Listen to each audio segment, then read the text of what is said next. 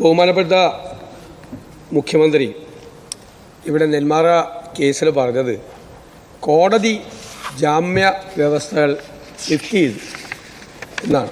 പക്ഷേ എപ്പോഴും ഏറ്റവും അവസാനത്തെ കോടതി ലിഫ്റ്റ് ചെയ്ത ഉത്തരവിലും കൃത്യമായിട്ട് കോടതി പറഞ്ഞിട്ടുണ്ട്, petitioner shall not enter into the limits of Nenmara panchayat until the conclusion of trial. ഇതാണല്ലോ പറഞ്ഞിരിക്കുന്നത്. പഞ്ചായത്തിനകത്ത് കയറാൻ പാടില്ലെന്ന് പറഞ്ഞിരിക്കുന്നത്. ഇവിടെ ബഹുമാനപ്പെട്ട ഷംസുദ്ദീൻ പറഞ്ഞതുപോലെ 1.5 മാസക്കാലം അയാൾ 5 വർഷം മുമ്പ് കൊന്ന സ്ത്രീയുടെ വീടിനടുത്ത് അയാൾ താമസിക്കുകയാണ്, തൊട്ടടുത്ത്. എന്നിട്ട് അവരുടെ ഭർത്താവിനെയും അവരുടെ കുടുംബാംഗങ്ങളെയും അവരുടെ മക്കളെയും അടക്കം 5 പേരെ കൊല്ലും എന്ന് അയാൾ നിരന്തരമായി ഭീഷണിപ്പെടുത്തുകയാണ് 1.5 മാസക്കാലം. രാത്രിയാകുമ്പോൾ അയാൾ പുറത്തിറങ്ങി ആയുധം കാണിച്ച ആളുകളെ വരട്ടും. ഇതാണ് ഇവിടെ പറഞ്ഞത്. പ്രമേയ അവതാരകൻ പറഞ്ഞത്, ഈ കുട്ടികൾ പോലീസ് സ്റ്റേഷനിൽ പോയി പരാതി കൊടുത്തു, ഞങ്ങളുടെ ജീവൻ അപകടത്തിലാണ്. അടുത്ത വീട്ടിലെ ഒരു സ്ത്രീ പോയി പരാതി കൊടുത്തു, ഞങ്ങളുടെ ജീവൻ അപകടത്തിലാണ്. ജാമ്യ വ്യവസ്ഥ ലംഘിച്ച് അയാൾ ഞങ്ങളുടെ വീടിനടുത്ത് താമസിച്ച് അയാൾ ആയുധത്തിന് മൂർച്ച കൂട്ടി അയാൾ ആയുധവുമായി പുറത്തിറങ്ങി നടക്കുന്നു എന്ന് പരാതി കൊടുത്തിട്ട് 1.5 മാസക്കാലം നിങ്ങളുടെ പോലീസ് എന്ത് ചെയ്യുകയായിരുന്നു എന്നാണ് ഞങ്ങൾ ചോദിച്ചത്. കോടതി പോണെങ്കിൽ കോടതി പോയി ജാമ്യ വ്യവസ്ഥകൾ ലിഫ്റ്റ് ചെയ്ത് മാറ്റി അയാളെ ജാമ്യം റദ്ദാക്കാനുള്ള നടപടി സ്വീകരിച്ചോ പോലീസ്?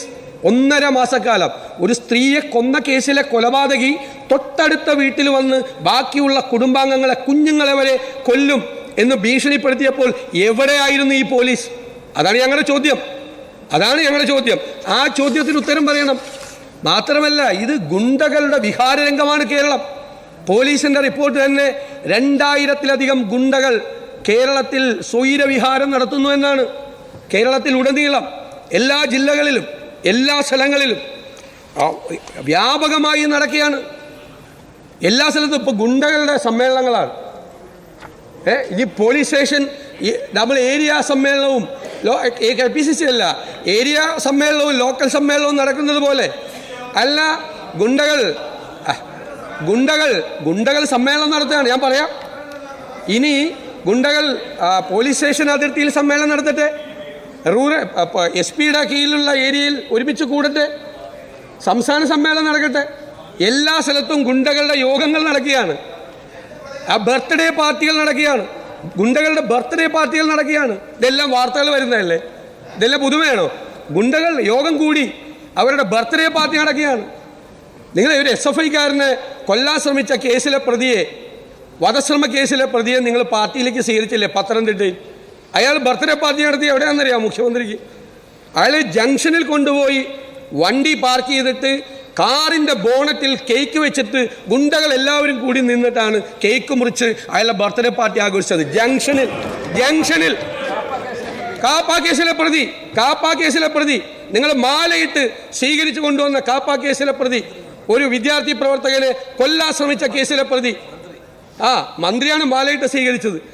എന്നിട്ട് ബോണറ്റിൽ കാറിൻ്റെ ബോണറ്റിൽ ജംഗ്ഷനിൽ കൊണ്ടുപോയിട്ട് ബർത്ത്ഡേ പാർട്ടി നടത്തുകയാണ്. അവർ നടത്തുന്ന ബർത്ത്ഡേ പാർട്ടി, അവർ നടത്തുന്ന ഡ്രഗ് പാർട്ടി, അവർ നടത്തുന്ന DJ പാർട്ടി മുഖ്യ അതിഥികളായി പോലീസ് ഉദ്യോഗസ്ഥന്മാർ പങ്കെടുക്കുന്നു എന്നാ പരാതി.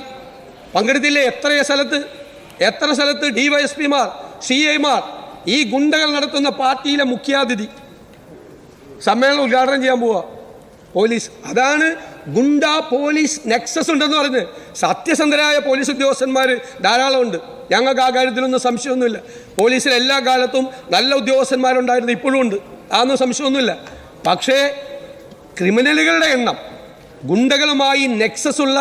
ക്രിമിനലുകളുമായി നെക്സസ് ഉള്ള പോലീസ് ഉദ്യോഗസ്ഥന്മാരുടെ എണ്ണം വർദ്ധിക്കുന്നു.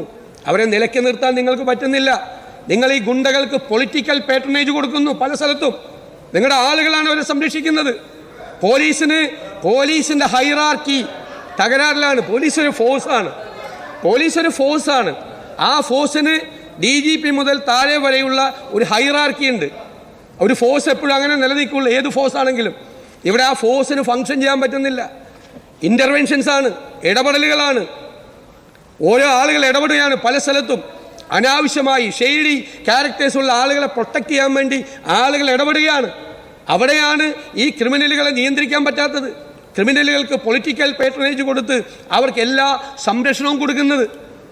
പത്തനംതിട്ടയിലൊക്കെ നടന്നത് പോലീസിൻ്റെ അതിക്രമ എക്സസ്സാണ്. ഇവിടെ അനാസ്ഥയാണ്. ഇവിടെ നെന്മാറയിൽ നടന്നത് പോലീസിൻ്റെ അനാസ്ഥയാണ്. അനാസ്ഥ. ആരാണെങ്കിലും ഈ കുഞ്ഞുങ്ങൾ വന്ന് പരാതി പറയുമ്പോൾ അതുമ്മേ നടപടിയെടുക്കില്ലേ? കുഞ്ഞുങ്ങൾ വന്ന് ഞങ്ങളുടെ ജീവൻ അപകടത്തിലാണെന്ന് പെൺകുട്ടികൾ വന്ന് പറയുമ്പോൾ അതിന് പോലും മനസാക്ഷിയില്ലാത്തവരായി, കരുണയില്ലാത്തവരായി പോലീസ് മാറിയോ? ഇവിടെ നടന്നത് അതിക്രമമാണ്. വന്ന് പോലീസ് ഇറങ്ങി കണ്ണി കണ്ടവരെ ഒരു സ്ത്രീയെ നിലത്തിട്ട് ചവിട്ടുക, അവരെ ലാത്തി വെച്ച് അടിക്കുക, കുഞ്ഞുങ്ങളെ എടുത്തുകൊണ്ട് നിൽക്കുന്ന ആളുകളെ തല്ലുക. എൻ്റെ കണ്ണും കാഴ്ച നഷ്ടപ്പെട്ടോ പോലീസിന്? അവരാണോ ലഹരിയിലായിരുന്നത്? അങ്ങനെ ഒരു പരാതി ഉണ്ടല്ലോ, അന്വേഷിക്കുമോ ബഹുമാനപ്പെട്ട മുഖ്യമന്ത്രി? വന്ന പോലീസുകാർ ലഹരിയിലായിരുന്നു എന്നൊരു പരാതിയുണ്ട്. എന്തെങ്കിലും ഒരു ലഹരിയില്ലായിരുന്നെങ്കിൽ ഈ നിരപരാധികളായ റോട്ടിൽ കല്യാണം കഴിഞ്ഞിട്ട് തിരിച്ചു വരുന്ന ആളുകളെ പിടിച്ച് തല്ലുമോ? കുഞ്ഞുങ്ങളെ എടുത്തുകൊണ്ട് നിൽക്കുന്ന സ്ത്രീകളെ ഉൾപ്പെടെയുള്ള ആളുകളെ ക്രൂരമായി മർദ്ദിക്കുമോ? ബാറി കയറി ബഹളം ഉണ്ടാക്കിയത് ഈ സ്ത്രീയാണോ? സ്ത്രീയാണോ ബഹളം ഉണ്ടാക്കിയത്? സ്ത്രീയെ മർദ്ദിക്കുമോ? പോലീസ് വന്ന് ജീപ്പിൽ ഇറങ്ങുന്നു, കണ്ട മുഴുവൻ ആളുകളെയും തല്ലുന്നു, സ്ത്രീകളെ ഉൾപ്പെടെ. എവിടെ കേട്ടിട്ടുണ്ട് ഇതൊക്കെ? ചങ്ങലയ്ക്ക് ഭ്രാന്ത് പിടിച്ചോ? ക്രിമിനലുകളെ ചങ്ങലക്കിടേണ്ട, വിലങ്ങ് വെക്കേണ്ടവരാണ് പോലീസ് എന്ന് പറയുന്നത്. ആ ചങ്ങലയ്ക്കാണ് ഭ്രാന്ത് പിടിച്ചിരിക്കുന്നത്. അത് ഞങ്ങൾ ഇവിടെ അല്ലാതെ വേറെ എവിടെ പോയി അവതരിപ്പിക്കും? പോലീസ് ചെയ്യുന്ന എല്ലാ കാര്യങ്ങളും ഇവിടെ പറഞ്ഞില്ലല്ലോ. എല്ലാ കാര്യങ്ങളും പറഞ്ഞില്ലല്ലോ. ഈ സമീപ ദിവസങ്ങൾ ഉണ്ടായ കാര്യങ്ങൾ മാത്രമല്ല പറഞ്ഞത്. അങ്ങനെ അഴിച്ചുവിടരുത്, ഊരിവിടരുത്, നിയന്ത്രണം വേണം. പോലീസ് സംവിധാനം അതിനൊരു ഫോഴ്സ് എന്നുള്ള നിലയിൽ നിലനിർത്തി സ്വതന്ത്രമായി അന്വേഷണം നടത്താനും മറ്റുള്ള സംവിധാനങ്ങൾ വേണം. ഇവിടെ ക്രിമിനലുകൾ ഇല്ല എന്ന് ഇവിടെ മറുപടി പറഞ്ഞിട്ടുണ്ടല്ലോ. 14 പേരെ നേരത്തെ നടപടിയെടുത്ത ആളുകളെ തിരിച്ചെടുത്തിട്ടുണ്ടല്ലോ. ഗുണ്ടകളുമായി ഗുണ്ടാ പോലീസ് ബന്ധത്തിൻ്റെ അടിസ്ഥാനത്തിൽ ഇപ്പോൾ ഇവിടെ ഉത്തരം പറഞ്ഞിട്ടുണ്ട്. ഗുണ്ടകളുമായി ബന്ധം സ്ഥാപിച്ചതിൻ്റെ അടിസ്ഥാനത്തിൽ നടപടി നേരിടുന്ന 18 പോലീസ് ഉദ്യോഗസ്ഥർ ഇപ്പോൾ സേനയിൽ ജോലി ചെയ്യുന്നുണ്ടെന്ന മറുപടി ബഹുമാനപ്പെട്ട മുഖ്യമന്ത്രി തന്ന മറുപടിയാണ്. ഗുണ്ടകളുമായി ബന്ധമുണ്ടെന്ന ആരോപണത്തിൽ നടപടി നേരിടുന്ന 18 പോലീസ് ഉദ്യോഗസ്ഥർ നിലവിൽ സേനയിൽ ജോലി ചെയ്യുന്നുണ്ട്. 18 അല്ല സാർ, 18 അല്ല, നിരവധി ആളുകളുണ്ട്. അതിനൊരു നിരീക്ഷണം വേണം, അവരെ നിയന്ത്രിക്കണം, അവരുടെ മീതെ കൺട്രോൾ വേണം. തോന്നിയതുപോലെ ഈ സംസ്ഥാനത്ത് വ്യാപകമായി ക്രിമിനലുകൾ അഴിഞ്ഞാടുന്നു എന്ന കാര്യത്തിൽ സംശയമുണ്ടോ? ഒരു കാലത്തും ഇല്ലാത്ത തരത്തിലുള്ള കൊലപാതകങ്ങൾ, അക്രമങ്ങൾ എല്ലാം നടക്കുകയാണ്. ഇവിടെ എൻഫോഴ്സ്മെൻറ്റിൻ്റെ കാര്യം പറഞ്ഞു. ഇന്നലെ ബഹുമാനപ്പെട്ട എക്സൈസ് മന്ത്രി ഒരു ശതകോടീശ്വരനെ പിടിച്ച കാര്യം 5 പ്രാവശ്യം പറഞ്ഞു. ഹൈദരാബാദിൽ പോയി. ഇന്നത്തെ പത്രം ഞാൻ രാവിലെ നോക്കിക്കഴിഞ്ഞപ്പോൾ കൊച്ചിയിലെ കൊക്കൈൻ കേസിലെ പ്രതികളെ മുഴുവൻ വെറുതെ വിട്ടു. ഇന്നലെ ശതകോടീശ്വരൻ. ഞാൻ തീർത്തോട്ടെ, ലെറ്റ് മീ കംപ്ലീറ്റ്. ഞാൻ പറഞ്ഞു തീർന്നില്ല. ഇന്നലെ പറഞ്ഞ് ശതകോടീശ്വരനെ പിടിച്ചു, ഭയങ്കര എൻഫോഴ്സ്. ഇന്ന് രാവിലെ പത്രത്തിൽ കൊക്കൈൻ കേസിലെ മുഴുവൻ പ്രതിയെ വിട്ട്. എന്ത് പറ്റിയത്? NDPS കേസിൽ പ്രോപ്പറായിട്ടുള്ള പ്രൊസീജിയർ ഫോളോ ചെയ്യാതെ കുറ്റപത്രം കൊടുത്തു. സഹായിക്കാൻ കൊടുത്താണ്.